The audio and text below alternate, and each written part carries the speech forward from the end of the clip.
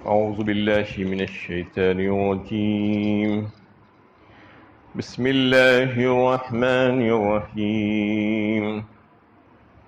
والذين اتخذوا مسجدا ضرارا وكفرا وتفريقا بين المؤمنين وإرصادا لمن حارب الله ورسوله من قبل وَلَيَحْلِفُنَّ إِنْ أَرَدْنَا إِلَّا الْحُسْنَى وَاللَّهُ يَشْهَدُ إِنَّهُمْ لَكَاذِبُونَ۔ اور کچھ لوگ ایسے بھی ہیں جنہوں نے اس غرض سے مسجد بنائی کہ ضرر پہنچائیں اور کفر کریں اور اہل ایمان میں تفرقہ ڈالیں اور ان لوگوں کے لیے مکین گاہ بنائیں جو اس سے پہلے اللہ اور اس کے رسول سے جنگ کر چکے ہیں۔ وہ ضرور قسمیں کھا کر کہیں گے کہ ہمارا ارادہ تو بھلائی کا تھا، مگر اللہ گواہی دیتا ہے کہ یہ قطعاً جھوٹے ہیں۔ یہ سورہ توبہ کی 107 نمبر کی آیت ہے۔ اس سے گزشتہ رکوعوں میں بھی منافقین کی شرارتوں، سازشوں اور رشتہ داریوں کے واقعات بیان ہو رہے تھے۔ اس آیت میں بھی انہی منافقین کی ایک زبردست گھناؤنی سازش کو اللہ تعالیٰ نے بیان فرمایا ہے۔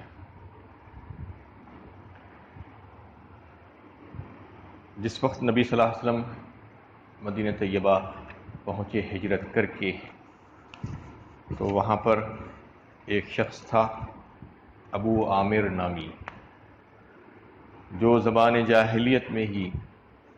نصرانی ہو گیا تھا، اور اس کو ابو عامر راہب کے نام سے جانا جاتا تھا، وہ مشہور تھا۔ اس کے بیٹے حضرت حنظلہ رضی اللہ تعالیٰ عنہ مشہور صحابی رسول، اور جن کو شہید ہونے پر فرشتوں نے غسل دیا تھا، اس لیے غسیل ملائکہ کے نام سے مشہور ہوئے وہ بات۔ اتنے مشہور صحابی بیٹے اور باپ ایسی گمراہی میں پڑا ہوا تھا، نصرانی رہ کر ہی مرا۔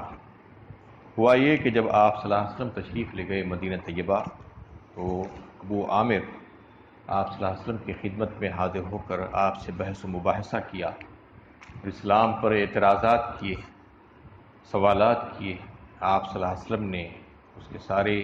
سوالات کے جوابات اطمینان بخش انداز میں دے دیے، لیکن اس کے باوجود اس بدنصیب کو اطمینان نہیں ہوا، اور یہ کہنے لگا کہ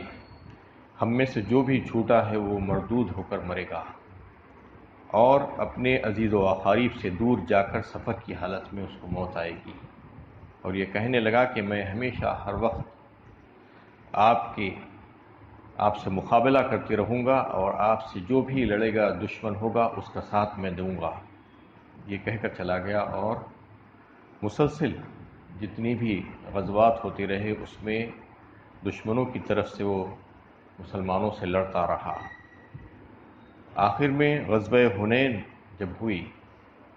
تو اس وقت اس کا جو بہت بڑا ایک طاقتور قبیلہ تھا، اس کا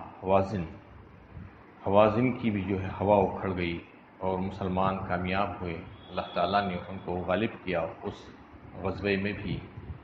تو اب اس کی ہمت پست ہو گئی، اور اب دیکھنے لگا کہ اب اسلام ہر طرف غالب آتا جا رہا ہے، تو وہ بھاگ کر ملک شام میں جا کر بس گیا، کیونکہ ملک شام نصرانیوں کا گڑھ تھا، وہاں پر عیسائیوں کی حکومت تھی، اور وہیں پر اس کی موت ہوئی۔ جو اس نے دعا کی تھی وہ اس کے لیے بد دعا بن گئی، وہی جو ہے اپنے عزیز و اقارب سے دور جا کر دوسرے مقام پر مرا۔ یہ تباہی تھی اس کی، وہ ذلیل و خوار اللہ تعالیٰ نے اس کو کر کے دکھلا دیا کہ کون جھوٹا ہے۔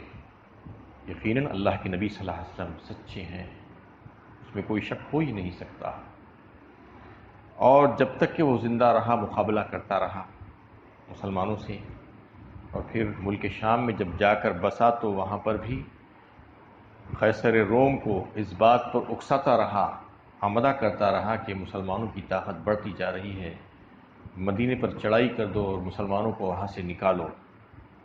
اور پھر مدینے کے جو منافقین تھے وہ منافقین کے ساتھ بھی ساز باز کرتا رہا، ان سے خط و کتابت اس کی جاری تھی وہاں جانے کے بعد بھی، اور ان سے جو ہے ان کو یہ بتاتا رہا کہ میں قیصر روم کو آمادہ کر رہا ہوں مدینے پر مسلمانوں پر حملہ کرنے کے لیے، لیکن تمہارے لیے کچھ ایسی ایک اجتماع گاہ، ایک ایسا مقام ہونا چاہیے جہاں پر بیٹھ کر تم مسلمانوں کے خلاف بات چیت کر سکو، سازش کر سکو، اور وہاں پر تم اپنے ساز و سامان اور ہتھیار زیادہ سے زیادہ جمع کرنا شروع کر دو، تاکہ جب وقت آ جائے تو تم وہاں سے ان کے اوپر حملہ کر سکو اور ان سے مقابلہ کر سکو۔ اس غرض کے تحت اس نے ان منافقین کو تیار کیا، اس میں سے 12 منافقین نے ایک عمارت بنائی، اور وہ عمارت کو جو ہے مسلمانوں کو دھوکہ دینے کی غرض سے بنائی گئی تھی، اس لیے کہ اس کو مسجد کا نام دیا، کہا کہ یہ مسجد بنا رہے ہیں۔ یہ عمارت قباء کے علاقے میں بنائی گئی، جہاں پر نبی کریم صلی اللہ علیہ وسلم نے سب سے پہلے جب مدینہ طیبہ تشریف لے گئے تو قباء کے مقام پر ٹھہر کر پہلی مسجد آپ صلی اللہ علیہ وسلم نے وہاں پر تعمیر فرمائی تھی، اس کے وہی علاقے میں یہ عمارت انہوں نے تعمیر کی، اور کسی کو کوئی شک نہ ہو اس غرض سے ایک وفد نبی صلی اللہ علیہ وسلم کی خدمت میں بھیج کر یہ کہا گیا کہ یہ مسجد ہم نے اس لیے بنائی ہے کہ قباء کی مسجد بہت سے لوگوں کو دور پڑتی ہے، کچھ ضعیف اور کمزور مسلمان بھی ہیں، اور پھر وہ مسجد میں جو ہے اتنی زیادہ جگہ بھی نہیں ہوتی اگر ساری بستی کے لوگ آ جائیں، تو اس لیے ہم نے اور ایک مسجد تعمیر کی ہے۔ یہ سبب انہوں نے نبی صلی اللہ علیہ وسلم کے سامنے پیش کیا کہ یہ مسجد کی تعمیر کرنے کی وجہ یہ ہے، اور پھر ان لوگوں نے آپ صلی اللہ علیہ وسلم سے کہا کہ آپ صلی اللہ علیہ وسلم اگر ایک مرتبہ ہمارے اس مسجد میں تشریف لا لیں اور نماز ادا کر لیں تو ہمارے لیے یہ برکت ہو جائے گی۔ اس وقت اللہ کے نبی صلی اللہ علیہ وسلم غزوہ تبوک کی تیاری میں بے حد مصروف تھے۔ آپ صلی اللہ علیہ وسلم نے کہا کہ ابھی تو سفر درپیش ہے، جب واپس آ جائیں گے تو ہم اس میں نماز پڑھ لیں گے۔ یہ آپ صلی اللہ علیہ وسلم نے کہہ دیا، لیکن جب غزوہ تبوک سے جب واپسی ہو رہی تھی مدینہ طیبہ کے قریب جب جو ہے پڑاؤ ڈالا گیا تو اسی وقت اللہ تعالیٰ نے وحی بھیجی اور ان کے سازشوں کو فاش کر دیا، ان کے راز کو، ان کی شرارتوں کو اللہ تعالیٰ نے، اور کہہ دیا گیا کہ یہ مسجد نہیں ہے اور اس کو ڈھا دیا جائے، اور اللہ کے نبی صلی اللہ علیہ وسلم نے اپنے چند اصحاب کو وہاں پر بھیجا کہ وہ مسجد کو جا کر جلا ڈالیں اور اس کو زمین دوز کر دیں۔ وہ اصحاب جا کر اس کو جلا دیے اور زمین دوز کر دیا گیا۔ وہ ایسی منحوس جگہ ہے کہ اس کو نبی صلی اللہ علیہ وسلم نے ایک صحابی سے کہا کہ تم یہاں پر اپنا مکان بنا لو، یہ جگہ خالی پڑی ہے، تو انہوں نے کہا کہ یا رسول اللہ میرے پاس تو مکان ہے، میں ایسی منحوس جگہ اپنا گھر نہیں بنانا چاہتا۔ اس کے بجائے ایک صحابی تھے جن کے پاس کوئی مکان نہیں ہے، اگر آپ ان کو اجازت دیں تو وہ اپنا مکان وہاں پر بنا لیں۔ انہوں نے اپنا مکان وہاں پر بنایا، لیکن وہ وہاں پر پھلے پھولے نہیں، ان کو کوئی اولاد نہیں ہوئی، کوئی بچہ نہیں ہوا، یا بچہ ہو کر بھی ختم ہو گیا۔ یہاں تک بتایا جاتا ہے کہ کوئی مرغی، کوئی کبوتر بھی وہاں پر انڈا بچہ نہیں دیا، اور کوئی چیز وہاں پر پھلی پھولی نہیں، ویسی ہی ویران وہ جگہ پڑی رہی ہے، ابھی تک پڑی ہوئی ہے۔ اس ہی یہ سارے واقعات کو جو ہے اس آیت میں بیان کیا گیا کہ والذین اتخذوا مسجدا ضرارا وکفرا وتفریقا بین المؤمنین وارصادا لمن حارب اللہ ورسولہ من قبل۔ یہ مسجد جس کو قرآن کریم نے نام دیا مسجد ضرار کا، یہ مسجد نہیں تھی، ایک عمارت تھی، کیونکہ انہوں نے اس کو مسجد کہا تھا تو قرآن نے اس کو مسجد ضرار کہا۔ ضرار زرر سے ہے، ضرر اور ضرار دونوں ہم معنی ہیں عربی میں۔ بعض حضرات نے کہا کہ ضرر جو نقصان پہنچانا، تکلیف پہنچانا جسے کہتے ہیں، وہ جو نقصان پہنچانے والا ہے اس کو فائدہ ہوتا ہے، اور جس کو پہنچایا جا رہا ہے اس کو نقصان ہوتا ہے، اسے ضرر کہا جاتا ہے۔ ضرار کا مطلب یہ ہے کہ جو نقصان پہنچا رہا ہے اس کو بھی نقصان، اور جس کو پہنچایا جا رہا ہے اس کو بھی نقصان، کسی کا کوئی فائدہ نہیں۔ اس لیے یہاں پر لفظ زرار آیا ہے، زرار کے نام سے اس کو جو ہے شہرت ملی، جو مسجد قباء کے قریب منافقین کی ایک گروہ نے بنائی تھی۔ اور پھر نبی صلی اللہ علیہ وسلم جب تبوک کے سفر پر جا رہے تھے تو آپ صلی اللہ علیہ وسلم سے منافقین نے درخواست کی تھی کہ آپ وہاں پر تشریف لائیں اور ایک مرتبہ نماز پڑھ لیں، اور پھر ان لوگوں نے اس مسجد کی تعمیر کی وجہ آپ صلی اللہ علیہ وسلم سے یہی بیان کی کہ یہ بارش کی راتوں اور خاص طور پر معذورین کے لیے سہولت بخش ہو جائے گی، اس لیے ہم نے ایسا کیا ہے، ایک مسجد ہم نے تعمیر فرما لی ہے۔ آپ نے فرمایا کہ ابھی تو سفر ہے، واپسی میں دیکھا جائے گا، اور پھر واپس آتے ہوئے تو جو واقعہ پیش آیا، جو وحی کے ذریعے سے آپ صلی اللہ علیہ وسلم کو بتا دیا گیا کہ یہ مسجد نقصان پہنچانے کی غرض سے بنائی گئی ہے، اس لیے اس کو نظر آتش کر دیا گیا۔ اس آیت میں اللہ تعالیٰ نے منافقین کے ان فاسد اغراض کو بے نقاب کیا ہے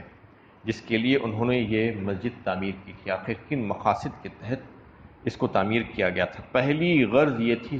کہ دین کو نقصان پہنچایا جائے، جیسا کہ مسجد زرار اس کو کہا گیا ہے، دین کو نقصان پہنچایا جائے۔ مسجدیں تو اس لیے بنائی جاتی ہیں کہ دین پھلے پھولے اور اسلام کا یہ شعار اس کے استحکام کا ذریعہ بنائے، لیکن انہوں نے اسلام کی بے خونی کرنے کی غرض سے مسجد تعمیر کی تھی، ایک ایسی مسجد جس کی بنیاد ہی باطل اغراض پر رکھی گئی تھی، تو پھر اس کو تقدس کیسے حاصل ہو سکتا ہے؟ اس کی دوسری غرض یہ تھی کہ یہ حقیقتاً عبادت گاہ نہیں بلکہ کفر کا مرکز تھا، دشمنان اسلام وہاں پر بیٹھ کر مسلمانوں کے خلاف سازشیں کرنے کا پروگرام بنا رہے تھے، تو یہ مسجد نہیں ہو سکتی۔ تیسری غرض یہ تھی کہ مسلمانوں کی وحدت کو پارا پارا کیا جائے اور وہ اس طرح کہ ان کو ان کے اصل مرکز اجتماع سے الگ کرنے کی کوشش کی جائے۔ مطلب یہ تھا کہ جیسا کہ اس آیت کے حصے میں بتایا گیا ہے، وَتَفْرِيقًا بَيْنَ الْمُؤْمِنِينَ، یعنی مسلمانوں کے درمیان تفرقہ ڈالے، کس طریقے سے کہ ایک مسجد کے ہوتے ہوئے، جیسا کہ مسجد قباء وہیں پر قریب میں موجود تھی، اس کے باوجود اور ایک مسجد بغیر کسی ضرورت کے، بلا کسی ضرورت کے بنا لینا، اس غرض سے بری نیت کے ساتھ کہ وہاں کی مسلیوں کو توڑ دیں گے اور ان کے درمیان تفرقہ ڈال دیں گے، دو جماعتیں بنا دیں گے، یہ غرض کے تحت یہ مسجد بنائی گئی تھی۔ اس غرض کے تحت جہاں کہیں پر بھی جب بھی کوئی مسجد بنائی جائے گی وہ صحیح نہیں ہوگی۔ جیسا کہ کوئی مسجد ہے، اس کے باوجود اگر قریب میں اس کے متصل کوئی دوسری مسجد بھی بنائی جا رہی ہے جس کی کوئی ضرورت نہیں ہے اور وہ بری نیتوں کے ساتھ بنائی جائے، یعنی دکھاوے کے لیے، نمود، ریا، نمائش کے لیے، اور نے ضد اور عناد کی وجہ سے، صرف اس وجہ سے کہ ہماری بھی ایک مسجد ہو جائے اور مسلیوں کو جو ہے توڑنے کی کوشش کی جائے اس کی وجہ سے، تو ایسی مسجد تو کہلائے گی لیکن اس میں نماز پڑھنا اچھا نہیں ہوگا، اور جو بنا رہا ہے اس کو نہ صرف اس کا ثواب نہیں ہوگا بلکہ اس کا گناہ ہوگا، یہ اس وجہ سے کہ اس نے تفرقہ ڈالا مسلمانوں اور مومنین کے بیچ، اس وجہ سے کہ ایک جماعت جب کہ نماز پڑھ رہی تھی اس مسجد میں پہلے سے موجود ہے اور اب کوئی اور مزید مسجد کی ضرورت نہیں تھی، اس کے باوجود انہوں نے ایسی مسجد بنا ڈالی، تو اس سے ان کو فائدہ نہیں ہونے والا ہے۔ اور یہی حال تھی اور یہی کیفیت تھی حضرت عمر رضی اللہ تعالیٰ عنہ نے اپنے دور خلافت میں ایک فرمان جاری کیا تھا، جب کوئی مسجد سے قریب اور متصل دوسری مسجد بناتے اور وہاں پر اس کی کوئی ایسی ضرورت نہ رہتی تو آپ یہ کہتے کہ یہ اس مسجد کی رونق کو خراب کر رہا ہے اور مسجد کے مصلیوں کو جو ہے توڑنے کی کوشش کی جا رہی ہے، ایسی مسجدیں نہ بنائی جائے، یہ حکم آپ جو ہے جاری کیے تھے۔ لیکن آج دیکھیے کہ شہر میں کس طریقے سے مسجدیں بنتی جا رہی ہیں، ہر طرف یہی حال ہے، ایک مسجد رہتی ہے اس کے 25-50 قدم پر اور ایک مسجد، اس کے 25 قدم پر اور ایک مسجد، جبکہ مسجدوں کی ایسی ضرورت شہر میں نہیں ہے۔ شہر کے باہر اطراف میں سبربس میں بنائیے، جا کر دیہاتوں میں بنائیے، گاؤں میں بنائیے، جہاں پر مسجدوں کی اور مدرسوں کی اور دینی تعلیم گاہوں کی ضرورت ہے، وہاں پر انتہا سے زیادہ ضرورت ہے، وہاں پر نہیں بنایا جاتا، صرف دکھاوا اور ریاکاری ہوتی ہے ایسا کرنے سے، کہ جہاں پر ضرورت ہی نہیں ہے، جہاں پر مصلی نہیں ہے، اتنی بڑی بڑی مسجدیں، شاندار خوبصورت مسجدیں پہلے سے بنی ہوئی ہیں جس میں 10% بھی جو ہے پر نہیں ہوتی روزانہ نمازوں میں، اس کے باوجود اور مزید مسجدیں لاکھوں روپیہ خرچ کر کے کیوں بنایا جا رہا ہے؟ آخر یہ اسلام میں منع کیا گیا ہے اس آیت کی روح سے، اس کو جو ہے یعنی بری بات کہا گیا ہے، اور کہا گیا ہے کہ یہ کوئی فائدہ نہیں ہونے والا ہے، اس سے ثواب نہیں ملنے والا ہے، بلکہ اس سے الٹا گناہ ملے گا کہ مسلمانوں کے درمیان تفرقہ ڈالنے کی وجہ سے اور ان کی جو ہے جماعتوں کو یعنی بنا دینے کی وجہ سے، ایک جماعت کو 2 اور 4 جماعتوں میں جو ہے تبدیل کرنے کی وجہ سے یہ اس سے فائدہ نہیں ہوگا۔ اس میں یہ بات بتائی گئی کہ یہ غرض جو تھی وہ لوگوں کی کہ مسلمانوں کی وحدت کو پارا پارا کیا جائے اور ان کے مرکز اجتماع کو ان سے الگ کرنے کی کوشش کی جائے۔ چوتھی غرض یہ کہ دشمنان اسلام کے لیے یہ آماچکا بن جائے تاکہ وہ اسلام کے خلاف یہاں سے ریشہ دانیاں کر سکے، اللہ اور اس کے رسول کے خلاف سازشیں کر سکے۔ اور روایت میں آتا ہے کہ قبیلے خزرج کا یہ ایک شخص تھا، ابو عامر، جو ابھی میں نے آپ کے سامنے اس کی تفصیل بیان کی ہے، نصرانی ہو گیا تھا اور نبی صلی اللہ علیہ وسلم کا کٹر دشمن تھا، وہی جو ہے اس تحریک کو لے کر چلا تھا، اور پھر یہ ساری جنگوں میں بھی اس نے مسلمانوں کے خلاف لڑی تھی، اور پھر آخر میں اس کا حشر کیا ہوا کہ وہ جا کر مرا ایک مقام پر جہاں پر اس کے کوئی عزیز و اقارب نہیں تھے۔ تو اس آیت میں جو ہے وہ لوگوں نے جو مقاصد رکھ کر اس عمارت کو تعمیر کیا تھا اور اس کو مسجد کہا تھا، تو اللہ تعالیٰ نے اس کو مسجد نہیں بلکہ مسجد ضرار کہا ہے، وَلَا يَحْلِفُنَّ إِنْ أَرَدْنَا إِلَّا الْحُسْنَى وَاللَّهُ يَشْهَدُ إِنَّهُمْ لَكَاذِبُونَ، اور فرمایا گیا آخر میں وہ ضرور قسمیں کھا کر کہیں گے کہ ہمارا ارادہ تو بھلائی کا تھا، ہم تو فلاں کے لیے کیے تھے، فلاں مقصد کے لیے یہ عمارت تعمیر کیے تھے، مگر اللہ گواہی دیتا ہے کہ یہ قطعاً جھوٹے ہیں۔ اللہ تعالیٰ سے دعا ہے کہ اللہ تعالیٰ ہمیں صحیح علم و عمل کی توفیق عطا فرمائے۔